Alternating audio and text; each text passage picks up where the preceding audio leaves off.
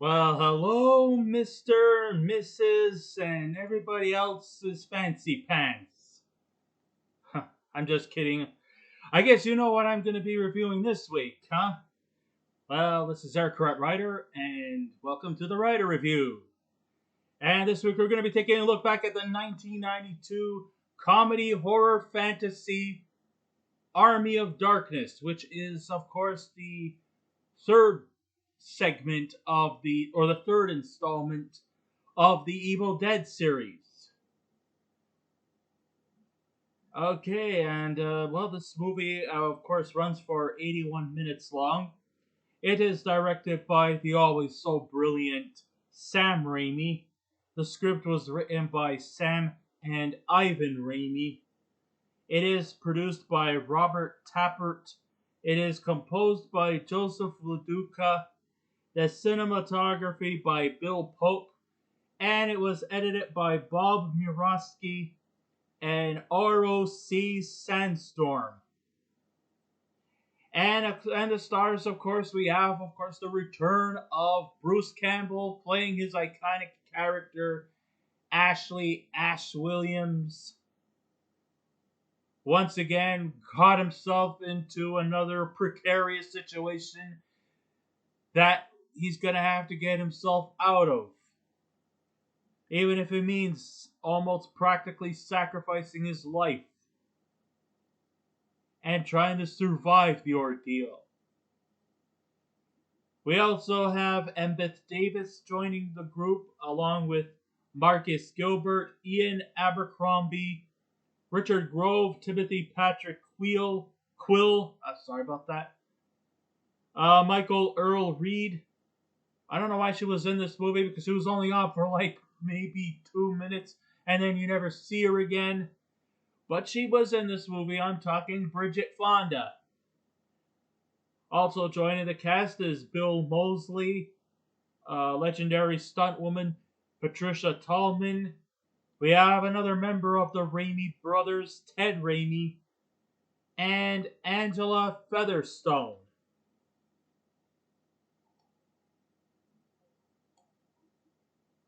And the question I ask you all is, why can't Hollywood be the way it was once when it was intended to begin with? To entertain, inspire, and most importantly, be creative. And that's exactly what we get in this installment. But now, all it wants to do is make a huge profit by relying on recycled ideas, unoriginal content, and do remakes and reboots that nobody ever fucking wanted. The era of imagination has become virtually obsolete. Along with the dinosaurs, and instead has been replaced with poorly executed material that has been done to death and to spread a message to bask towards their own personal agendas. And if you go against the grain of their messages, you will be lambasted. You will be labeled. You will be categorized. It's like they offer you a shit sandwich and they don't just force it on you, they shove it down your fucking mouth. That's what you get in today's Hollywood. No imagination or creativity or chances for you to judge what you want. You either accept what they give you or they will call you down.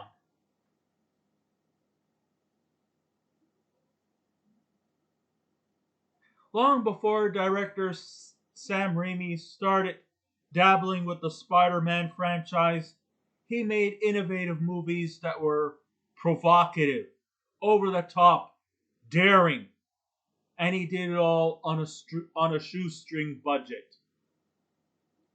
But as the old saying goes, all good things must come to an end. Well, actually, this wasn't the end of the Evil Dead series because I think they did a reboot in 2013. They also did a TV series about Ash versus the Evil Dead, and there's also an Evil Dead movie that came out last year. So I guess you could say the franchise was not extinct, but dormant. And it had been dormant for many years, like until 2013. When Sam Raimi first arrived on the scene in 1981, he created a brilliant masterpiece called The Evil Dead, a super gory creep fest of a movie that was made on a low budget, that had the perfect balance of horror and laughter that will likely give something for everyone to enjoy. I can't speak today. If they can just stomach the horror and accept the humor that was reflected during that period of time. The movie was, like horror top priority with some dabbling of comedy, even if it's really extremely dark comedy. But it all worked out very nicely. And then you got The Evil Dead 2, which has more comical elements, but still has horror as its top priority. And then you come to Army of Darkness, where it's more comical than the other two, less gory, but still very, very effective, still very provocative. And I think I can kind of understand what direction Sam Raimi was going for. You see, Raimi, I guess he just didn't want to repeat the same shit over and over again. So he decides to counteract Army of Darkness by making it more slapstick, making it more humorous, while also still adding fear, still adding the spooks, and also once again seeing Ash being put in one precarious situation after another, and he has to go through extreme lengths to overcome it, to overcome and rectify his mistakes. The 80s and 90s, of course, were the best years at making movies with such charmers like The Evil Dead, The Quick and the Dead, and the comic-inspired Darkman. All of these were from the creative mind of Sam Raimi.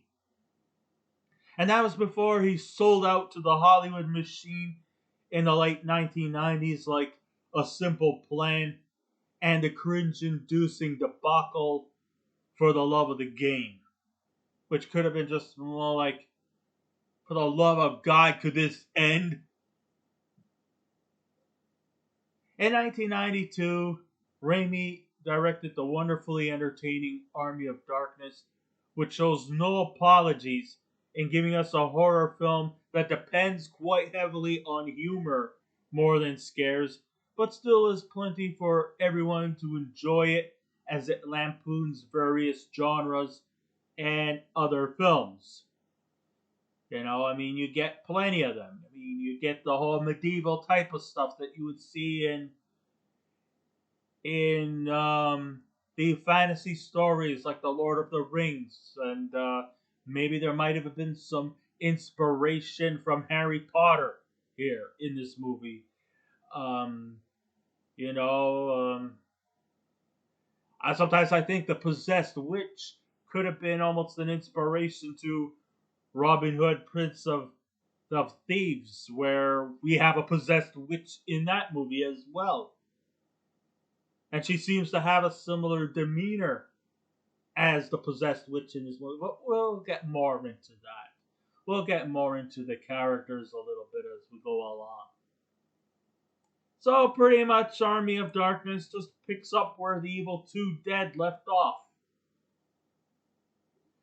from the last installment, we have Ash Williams, played by the amazing Bruce Campbell.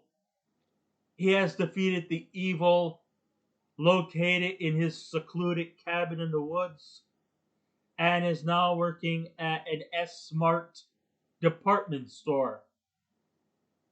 Yeah, okay, I know. I know what you're thinking. What's so glamorous about working in a department store? That, but, it's a living. Anyhow, well, no. He is, however, Ash, through his own carelessness, gets sent back into the 13th century. In the opening scenes, you see him being, shackled, being, like, has his, has his, has his arms. Of course, he has his missing hand because in the last Evil Dead movie, he eventually cut off his right hand.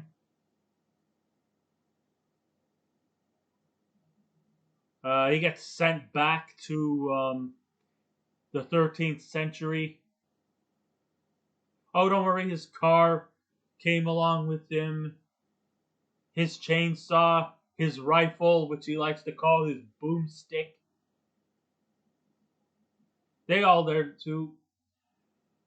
We see to get to the part where we realize that he's now in shackles. He's all like chained up, ready to be put to death because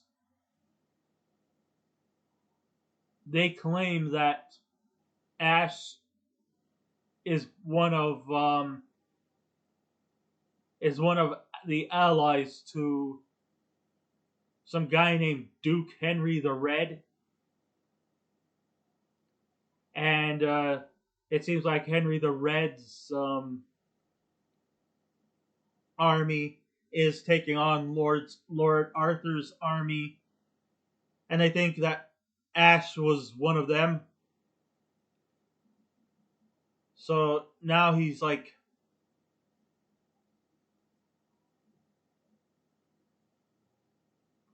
being sent to be put to execution.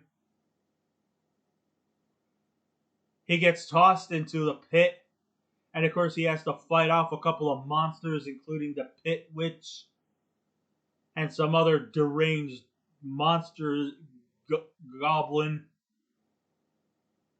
And then the wise man throws down his chainsaw, and he just annihilates the possessed witch that lives in the pit. And then uses some kind of like Indiana Jones like ingenuity and escapes from being impaled to death. Like that poor unfortunate soul who fell into the pit, and we see a big geyser of blood gushing. That's the only real graphic scene in this movie.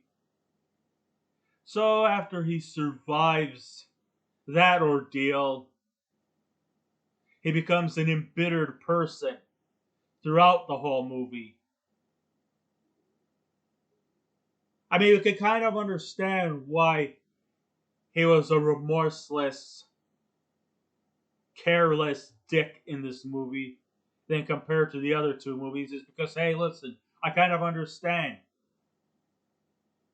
You guys wanted to have me killed, and I was actually, by the skin of my teeth, this close to being dead, but fortunately, I survived. And now I want nothing to do, really, with you primitive screwheads. Those are probably his words. Well, not exactly his words, not every syllable, but you know what I'm saying. So then the wise man says that there is a way to get him back to his time, but it's a dangerous mission. He has to go to the land of the dead. He has to hop onto his horse, ride off to the cemetery, and retrieve the Book of Necromonicon. The Necromonicon, which is a book of the dead. And he must say the spell correctly. Kalatu Barata Niktu. But of course he fucks up at the end because he couldn't know what the N word was. No, it's a N word, not the N word. Come on, guys. I run a safe show here. I could throw all the swear words, but no racism. No racist words. Or at least not on purpose. But however, let's keep it clean. And we will be friends forever. So then he says, what is it? Katu Barata Necktie. Nectar. Nitwit. Kalatu Barata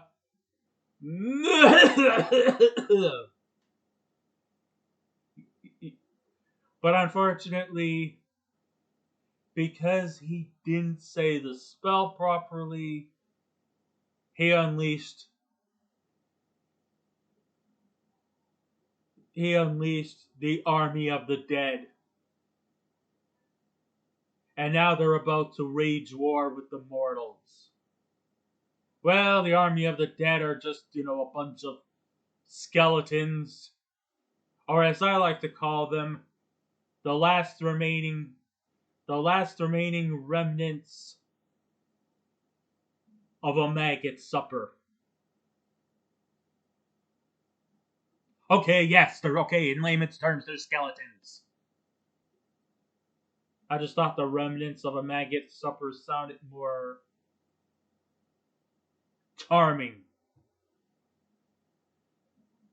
Of course, prior to that, some kind of invisible force led him to a foot chase where he hides out in a windmill. He accidentally crashes into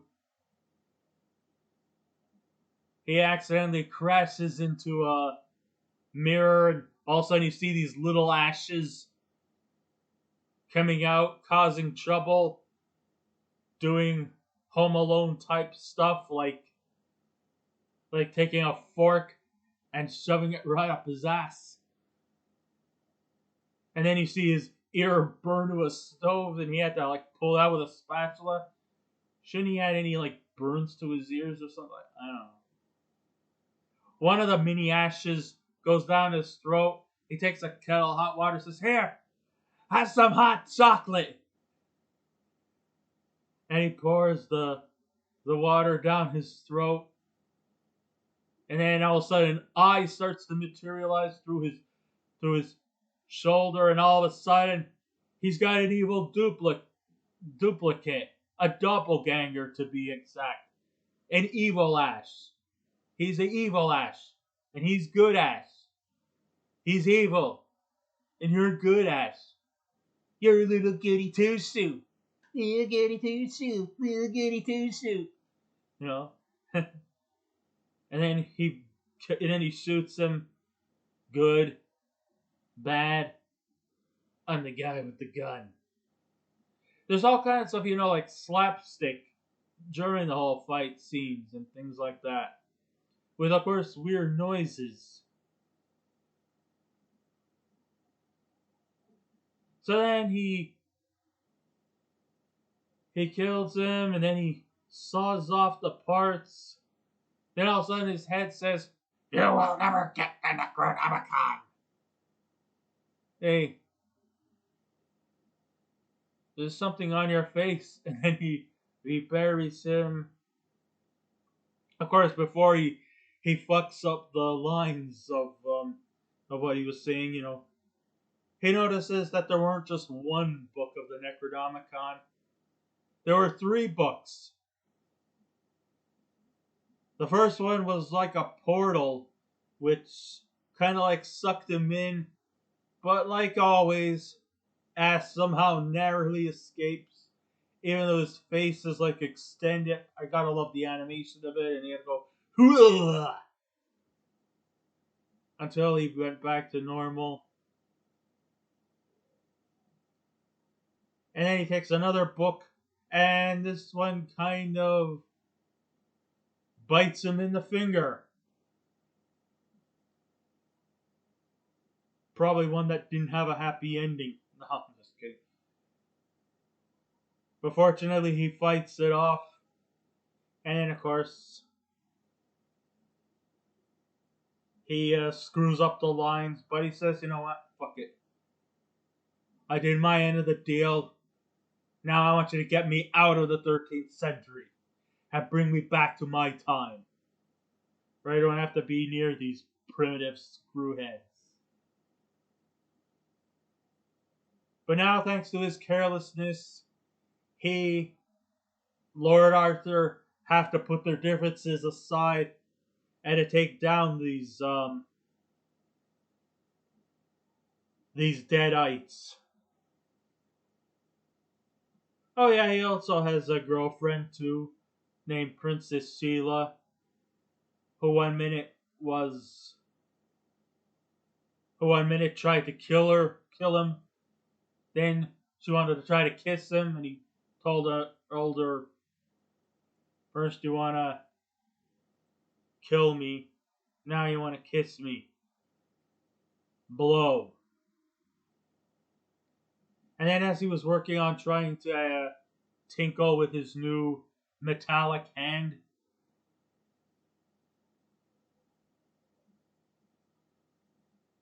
he still, of course, is very sour about her. Even though she thinks he's the chosen one, but he doesn't want to be the chosen one. He just wants to get the fuck out of Dodge. Or at least to get the fuck out of the 13th century. She gives him a little gift. And he doesn't really fully accept her gratitude.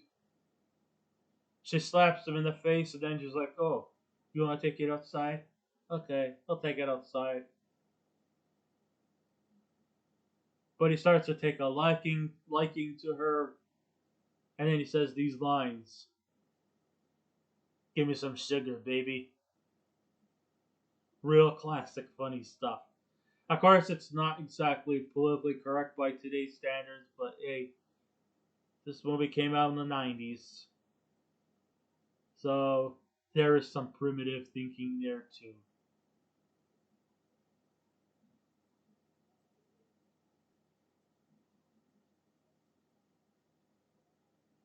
Yeah. So basically, his mission is to get back to modern civilization. But then all of a sudden, once he awakened the army of the dead, he has now been chosen to fight hordes of monsters, demons, and a lot of stop motion skeletons who pay kind of homage to the Ray Harryhausen on animation. Some of it is stop motion, some of it is puppeteers, some of it's puppets. But either way, the effects are quite awesome. There's a bit of homage there too, like the skeleton fights, like you saw in the classic movie Jason and the Argonauts. We also, of course, like I mentioned before, the stop motion animation is, of course, an homage to Ray Harryhausen. And so, with the assistance of his chainsaw and his trusty boomstick, he went from being a despised slave to a highly respectable vigilante with an attitude to boot. Yes, Ash here is a total fucking dickhead in this movie. In an effort to try to return to his time period, he mistakenly said the wrong word, and literally all hell breaks loose. And a whole brigade of skeletons arrive on the scene that was resurrected by the evil Ash, whose mindset is on retrieving the book and using it for his own powers. Of course, this leads to an all-out war with Lord, Lord Arthur joining forces with Ash, and then eventually Duke Henry the Red eventually also joins the party and takes down the skeletons. They're using a lot of modern technology. There was even a scene where he drives some kind of cool, like, he takes the Oldsmobile and puts the windmill on top, and he has some kind of almost like a flying machine that just took down a whole bunch of skeletons. It was a pretty cool apparatus. I mean, he was using all kinds of like modern technology stuff. I mean, who could imagine? I mean, you think that a guy, just some average schmo who works in an apartment store, would know all these technological things. It turns out that Ash is quite the genius, even though he's an asshole, and even though he might be great at tinkering with with with technological stuff, he somehow still manages to screw things up by not managing to memorize words to a spell, which is obviously, the Klaatu Barata Niktu comes from the classic 1951 movie, The Day the Earth Stood Still. But obviously, the guy just didn't remember that at all. So at least, we got to see a little coming of age too in this movie too, as we see a selfish coward at first. Ash soon starts to have a change of heart once the Deadites take hold of Princess Sheila, turns her into a witch. So once again, he hops into his old mobile, which he made into a fighting machine, almost like an army type of thing. And it's time to take down some baddies, including the evil Ash, who has now become a disformed, disfigured, pretty much zombie-like demon. And all hell breaks loose, and what we have is another one of these epic war battles, almost like an homage to these costume drama period piece films, where we see two rival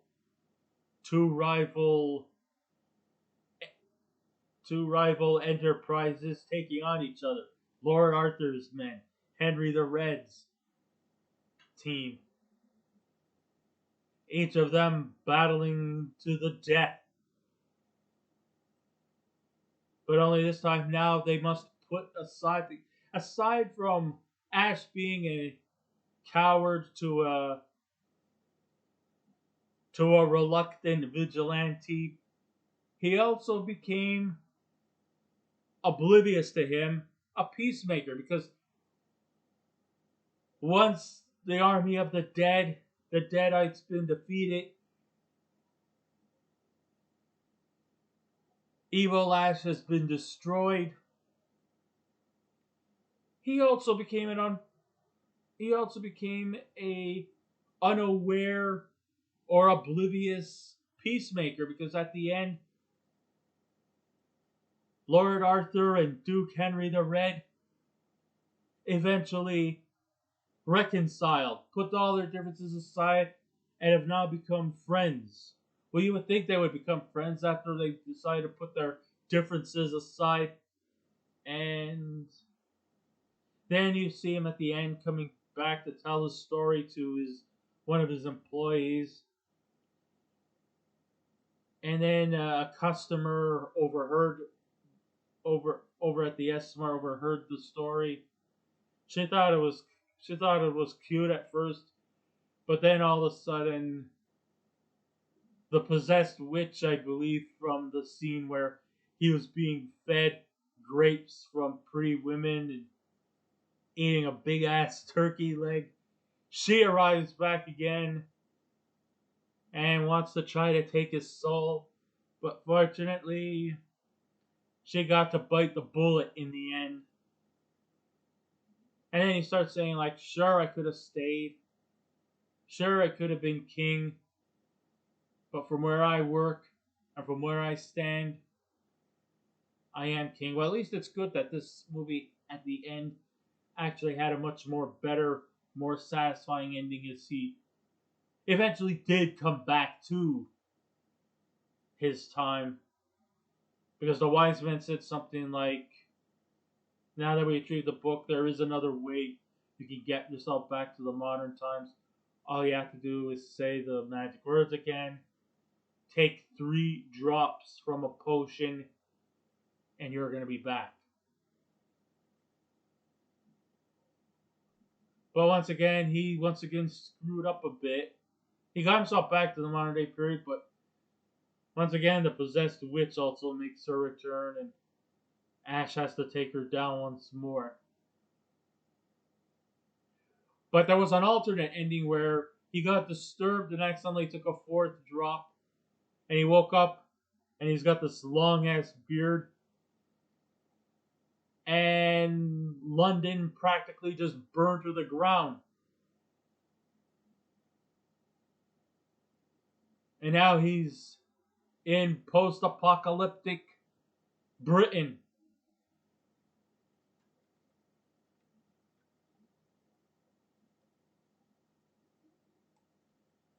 But at least it was good to see that he came back to his modern time, which is basically what his whole mission was. It was a shame that through bad marketing on behalf of Universal Pictures, Army of Darkness never fully got the recognition it deserved. It was passed off originally as a standalone film and never got mentioned as being a third installment to the Evil Dead series.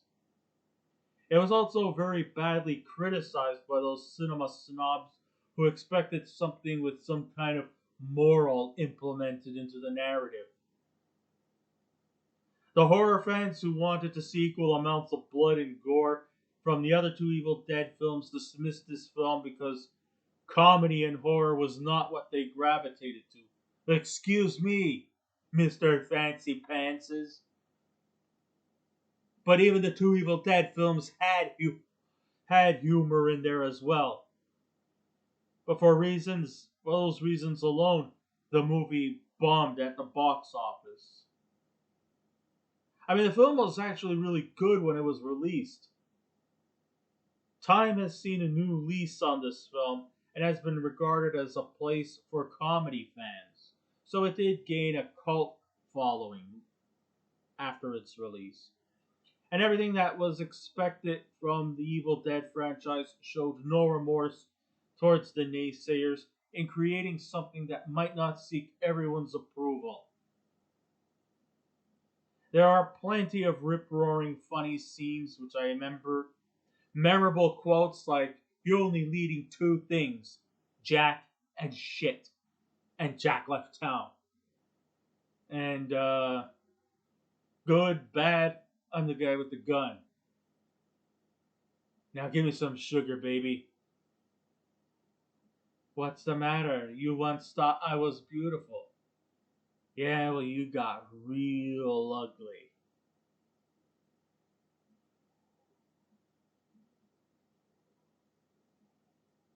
Yeah, there were a lot of great memorable quotes and a myriad of special effects.